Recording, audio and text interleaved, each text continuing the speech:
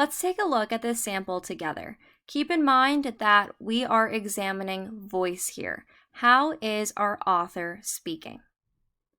I always assumed my father wished I had been born a boy.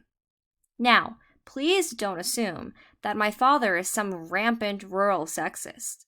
The fact is, when you live in an area and have a career where success is largely determined by your ability to provide and maintain nearly insurmountable feats of physical labor, you typically prefer a person with a bigger frame. When I was younger, I liked green tractors better than red tractors because that was what my father drove. And I preferred black and white cows over brown ones because those were the kind he raised. I wore coveralls in the winter and wore holes in my mud boots in weeks. With my still fragile masculinity, I crossed my arms over my chest when I talked to new people, and I filled my toy box exclusively with miniature farm implements. In 3rd grade, I cut my hair very short, and my father smiled and rubbed my head. All right, so I'm going to go in here with my highlight tool and talk out loud in regards to what I'm noticing.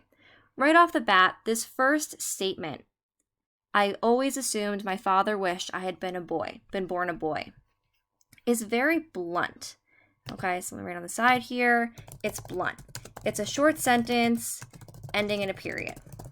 Okay, this automatically draws our reader in, and the kind of tone almost that I'm getting here is that our author is, I'm going to use the word blunt, and also kind of confident or brave, right? She's really starting this essay by diving right into the issue. She's not skirting around it.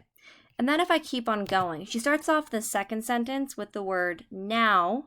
Oh, let me do that. Now, please don't assume that my father is some rampant rural sexist. So guys, when we're examining voice, we really are also looking at diction. What words does our author choose, and what effect do they have on the reader?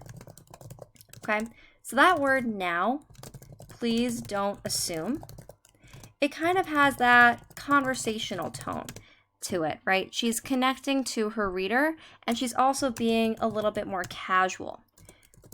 Rampant rural sexist.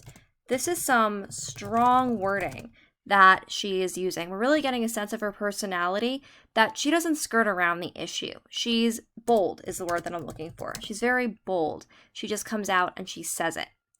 The fact is, when you live in an area and have a career where success is largely determined by your ability to provide and maintain nearly insurmountable, I'm going to go ahead and highlight insurmountable.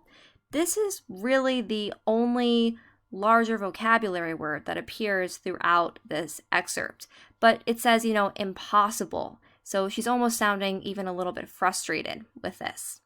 Then if we keep on going, this next sentence is kind of long, right? And in that sentence, she's talking about how she admires her dad. So here we have a longer sentence. It almost sounds even childlike in a way. When I was younger, I liked green tractors better than red tractors because that was what my father drove. And I preferred black and white cows over brown ones because those were the kind he raised. It's childlike, and it also displays her sense of admiration, right? She's respectful towards her dad. She admires him. Okay, and then it's followed again by a blunt sentence. Okay, I wore coveralls in the winter and wore holes in my mud boots in weeks.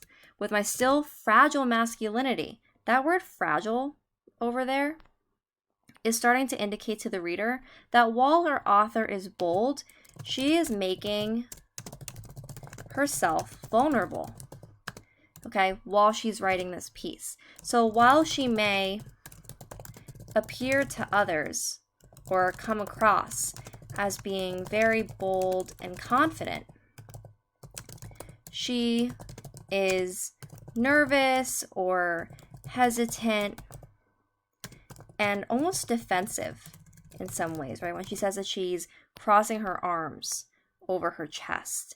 In 3rd grade, I cut my hair very short, and my father smiled and rubbed my head. So in conclusion, looking at this excerpt, we have a few things. She kind of combines longer sentences with blunt sentences. And this does show a degree of differences, right, in the way that she's talking. There's some variation involved. But in the long part, she uses, simple, concise language, which kind of goes along with her personality. She is a blunt and bold individual who is talking about a moment of weakness.